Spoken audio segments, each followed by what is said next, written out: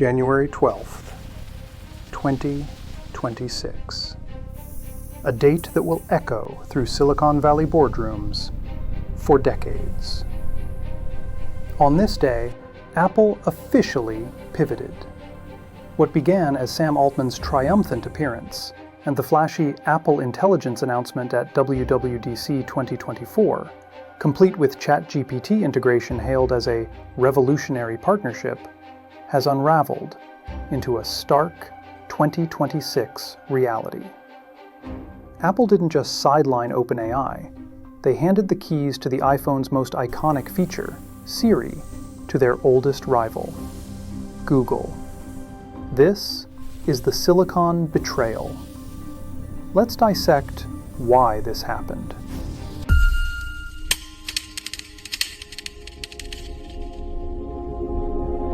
Apple Intelligence launched with promise, but its cloud-based foundation model, roughly 150 billion parameters, proved insufficient for the ambitious Siri overhaul users demanded, and Apple had repeatedly promised. Complex reasoning, multimodal understanding, long context planning. Apple's in-house efforts fell short. They couldn't scale the power plant fast enough internally. Enter Google's custom 1.2 trillion parameter Gemini model, likely tied to the Gemini 3 architecture, using advanced mixture of experts for efficiency, despite the massive scale. This represents an order of magnitude leap, enabling the contextual depth and reliability Siri desperately needed for its 2026 relaunch. Apple admitted defeat on building at hyperscale alone. Their on-device models, 3 to 7 billion parameters, excel for privacy and speed, but cloud inference for advanced Siri tasks required infrastructure and pre-training expertise Apple lacked in time. Google's model, optimized specifically for Apple, runs exclusively on Apple's private cloud compute servers, Apple's silicon, Apple's data centers, Apple's privacy controls. No Google Cloud access to user data. This hybrid preserves the privacy brand while borrowing raw intelligence. By picking Google, Apple is making a massive, silent admission. They cannot build the power plant. They have the best appliances in the world, the iPhones, the iPads, the Vision Pros, but they don't have the electricity. To keep the lights on in Siri, they had to plug into Google's grid. To understand how this happened, you have to look at the 3 pillars that made this deal inevitable. Pillar 1, scale. Google's unparalleled experience deploying AI at consumer scale made them the only safe bet. Through Galaxy AI on Samsung devices, powered by Gemini and scaling from roughly 400 million devices to a targeted 800 million in 2026, plus the broader Android ecosystem, serving nearly 4 billion active devices, Google has battle-tested inference pipelines, latency optimizations, and multimodal capabilities under massive load. Apple, with its 2.5 billion active devices, needed a partner proven at planetary scale without reinventing the wheel. Billions of users, real-world feedback loops that Google alone could provide at speed. Pillar 2, the price tag.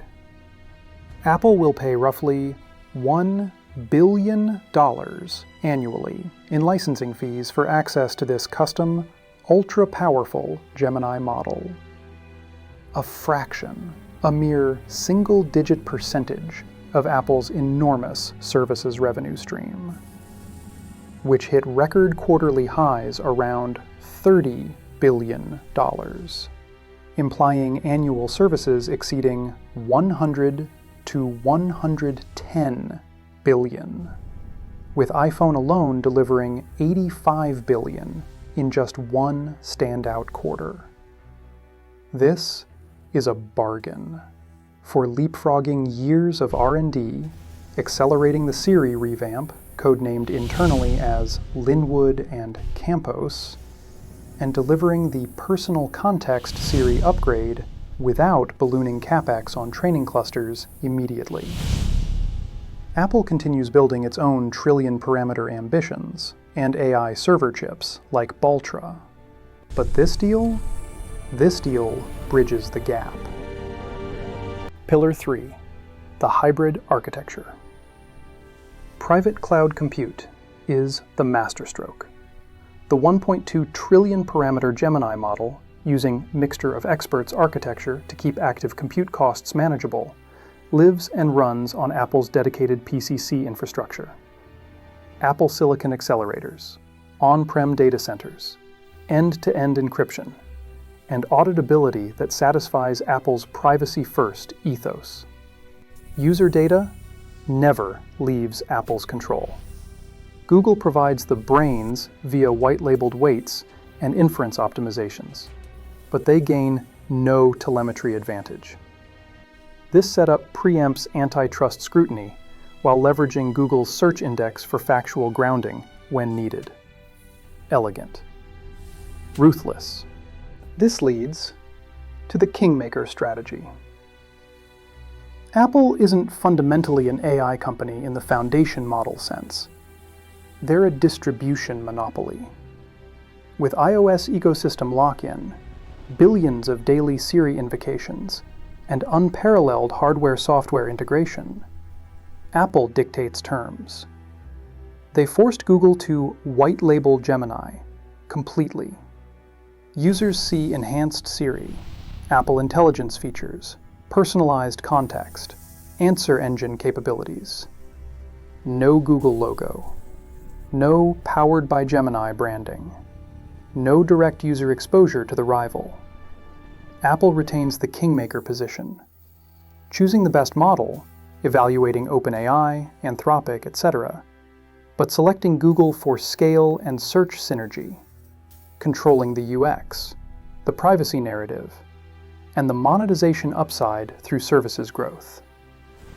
Google supplies the commodity intelligence. Apple owns the customer relationship and the premium pricing power. As we sit here in 2026, the numbers are in. Alphabet, Google's parent company, has officially hit a $4 trillion valuation. Wall Street saw the Siri deal and realized the war was over. Google has the tech, Apple has the people. But here is the final theory for the brand theory community. Did Google win the war? In one sense, yes. Validation of Gemini at Apple's scale boosts valuation, provides massive licensing revenue, deepens the existing search default deal, worth tens of billions historically, and positions Google as the go-to infrastructure partner. Yet, Apple orchestrated the ultimate power play, outsourcing R&D costs and risks, while their rival effectively subsidizes Apple's AI catch-up. Google pays, in opportunity and branding, for the privilege of powering the world's most valuable distribution channel. Apple buys time to perfect its own models and silicon, all while protecting its moat. This isn't betrayal in the Shakespearean sense. It's cold, clinical strategy, the kind that reshapes trillion-dollar empires. Siri is saved, not by Apple alone, but by leveraging the rival's power plant under Apple's ironclad control. The iPhone remains the ultimate kingmaker device. Users get smarter assistants faster, privacy holds, and the AI arms race accelerates. But make no mistake, Apple just proved they don't need to build everything. They just need to own the platform that everyone else wants to plug into. The Silicon Betrayal or Silicon Realpolitik? Either way, January 12, 2026 marked a new chapter. One where distribution trumps raw invention. For now.